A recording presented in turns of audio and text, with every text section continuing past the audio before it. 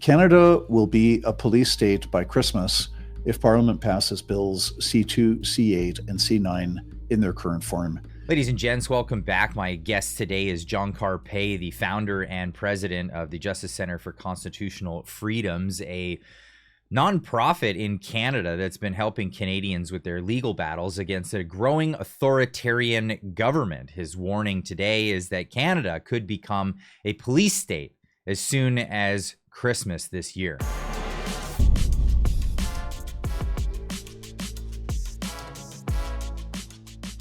John Carpay, thank you so much for joining me again. You had a video, it went viral, and it was a police state by Christmas. Why? What happened? Well, tip of the iceberg, we got bills C2, C8, and C9 before Parliament. And a 1 minute summary, 2 minute summary. Bill C2 is the Strong Borders Act, should be called the Strong Surveillance Act. It's got some, not terrible provisions about immigration and refugees and borders that most people would probably support. It also includes, it's 140 pages long, this bill. It includes provisions to authorize Canada Post to open letter mail without a warrant, without a court order. It authorizes, it creates a brand new piece of legislation called the Authorized Access to Information Act, which gives new powers to federal government officials to search your computers and search your phones, to order tech companies to turn over their subscriber lists with IP addresses. It makes it illegal to use cash in amounts of $10,000 or more, which in and of itself is not necessarily a huge problem because most of us don't use $10,000 cash to donate to charity or to buy things, but it's a step in the wrong direction towards central bank digital currency because they can lower that amount down to 5,000 cash, and it's illegal to use cash in amounts more than 5,000, which becomes illegal to use cash in amounts of more than 1,000, and before you know it, you'll be left with discretionary $100 for a garage sale. So that's Bill C2, the Strong Borders Act. Then we've got Bill C8, which actually empowers federal cabinet ministers to kick Canadians off the internet. So if they don't like what you are saying or what I'm saying, under the auspices of a threat to national cybersecurity systems, which is not defined, and threat is not defined, they acquire the power to order a telecommunications service provider, which is any company that's providing internet or phone or anything other than hard copy, pen and paper, any company providing a telecommunications service, they can order it to do anything or to refrain from doing anything. They can order it to kick Canadians off the internet. So you could be suddenly left stranded without your phone, without a computer. And the cabinet minister can make his order secret, so you're not allowed to talk to anybody about it.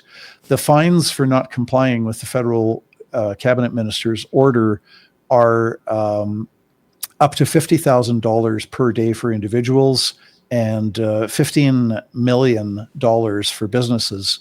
So you can bet your bottom dollar. Which isn't not out of the ordinary, by the way. Like most YouTubers have registered businesses, so you want to kick a YouTuber off, it's really expensive for these ISPs because it'll be millions of dollars per day that they don't comply with this. It doesn't matter what the reasoning is. So you're probably going to bet that they're going to comply.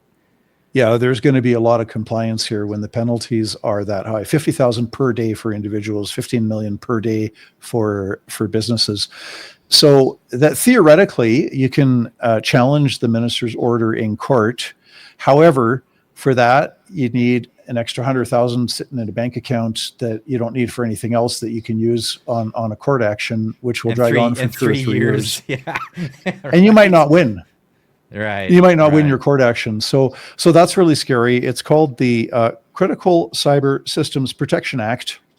And of course, politicians never take away our rights and freedoms, or they never violate our privacy rights without providing a nice sounding pretext. So this is all about keeping Canada's telecommunications system safe from cyber terrorists, from hackers, from people that are. Misinformation was also listed in the bill, right? So like even in just if you happen to say something that's not true, maybe you believe it, but it's not true, that's considered misinformation because it's not right information. Well, don't you appreciate, Clyde, how the government's trying to keep you safe from misinformation? You don't want to be fooled.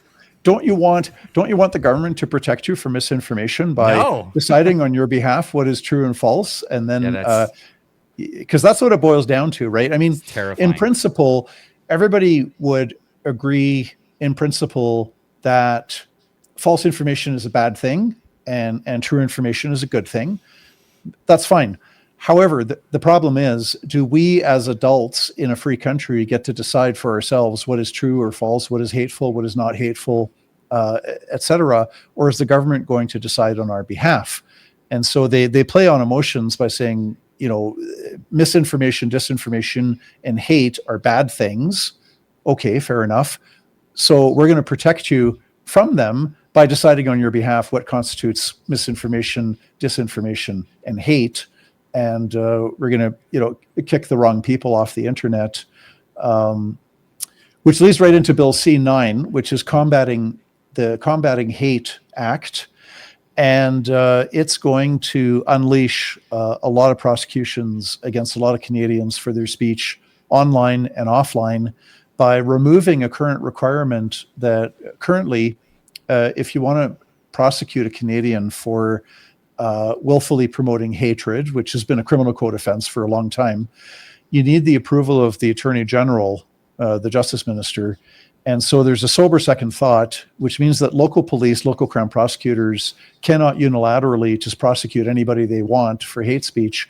They're going to get rid of that sober second thought and leave it up to the discretion of local police, local Crown prosecutors.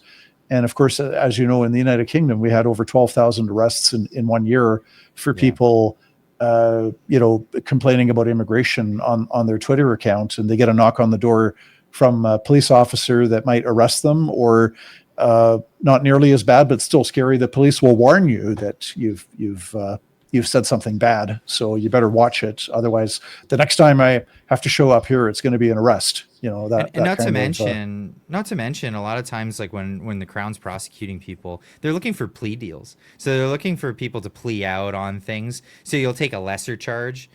So people are being charged nonetheless, and they're getting away with these charges. This is crazy. People doing community service or small stints in jail over words on Facebook. Like, that's crazy. That's absolutely insane. So we have this like giant trifecta of these bills that are all coming through at the exact same time. Are they scheduled before the end of the year to become law? Like, what is that? What's happening here?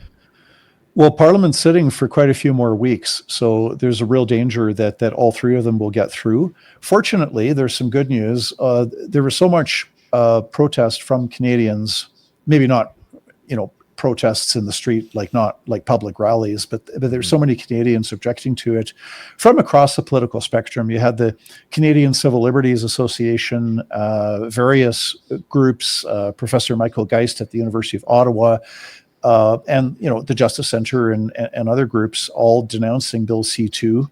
I call it the Strong Borders Act, but as I mentioned, there's a small fraction of Bill C2 is about the borders, and the majority of the bill has got all these provisions that have nothing to do with immigration or refugees or borders. There was so much public outcry that the government has taken out of Bill C2. They've created a narrow bill, Bill C12, which covers only the immigration, refugee, and border issues. And they are putting that at the front of the agenda. They're probably hoping for conservative support on it, and they might get that. They can get that through Parliament. They're trying to do that to please President Trump, to change our immigration and refugee policies and laws. So that's the good news. But the other, Bill C8, the cybersecurity, there's no talk of getting rid of that bill that would empower federal cabinet ministers to kick Canadians off the internet and off of their cell phone companies.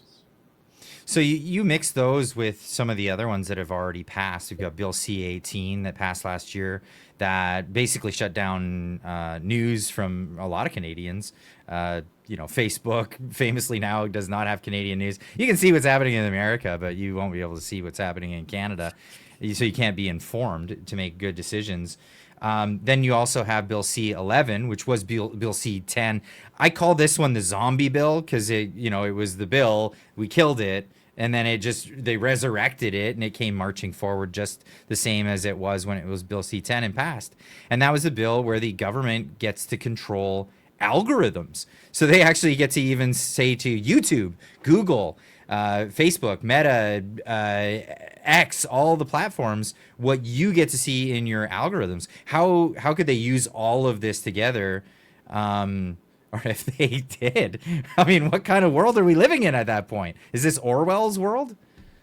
Well, this is why I say Canada could be a police state by Christmas, and if not Christmas, it could be June of next year. But if you get bills C2, C8, C9 have gone through, C11 have gone through with the Online Streaming Act, which gives the CRTC control over Canadian content, which they get to define, and then they can go after you if your content is not sufficiently Canadian or if there's not enough Canadian content as determined by them, right? Which is a very broad power. I mean, who's to say what is or is not Canadian? I think our discussion, our conversation right now is very Canadian, but somebody else, the CRTC might say, well, that's not Canadian content. So you got that. You've got the Online News Act to prevent Canadians from accessing news through Facebook. And then last but not least, possibly the worst of them all is Bill C-63, the Online Harms Act, which fortunately it died before the elections in April 2025, right? So the election's called, so whatever bills have not passed, they die. It's not the proper legal term. In any event, they've talked about bringing back C-63. This Online Harms Act would empower the Canadian Human Rights Commission to launch all manner of prosecutions against Canadians for non-criminal offensive speech.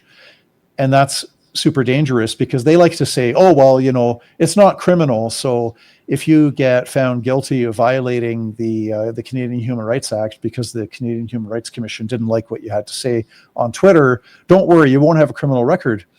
That misses the whole point that you are going to be spending thousands, probably tens of thousands of dollars on legal bills to defend yourself. And at the end of the day, if the Canadian Human Rights Tribunal finds you guilty, you could be liable to pay up to $50,000 to the federal government, $50,000, and $20,000 to a complainant whose feelings were hurt. And it gives the federal cabinet regulatory powers to create all kinds of rules. And they're going to get compliance from companies because they're going to have a brand new digital safety commission with another army of bureaucrats to basically get all the companies that are providing these services. They will be monitoring for speech, for content, and censoring people. The government won't even have to do it itself necessarily. So that's C-63, and the power you can get. A judge can place you under house arrest and force you to observe a curfew and wear an ankle bracelet without having been charged with a crime, without having been convicted of a crime, but based on your neighbor's fear that you might commit a hate speech crime in future. And Bill C-63 would empower judges to place these restrictions on your liberty, even though you've not been charged with or convicted of any offense. So that's C-63. They haven't brought it back, but there's a grave danger that they might. So if you add that up, we'll be like the United Kingdom. You're going to have thousands of people arrested over what they say. This is an unprecedented time. These are new grounds, new territories, future crime. We're talking about convicting people of that. What is it that the average person can do? I mean, obviously flee the country, but what other avenues do the average Canadians have here?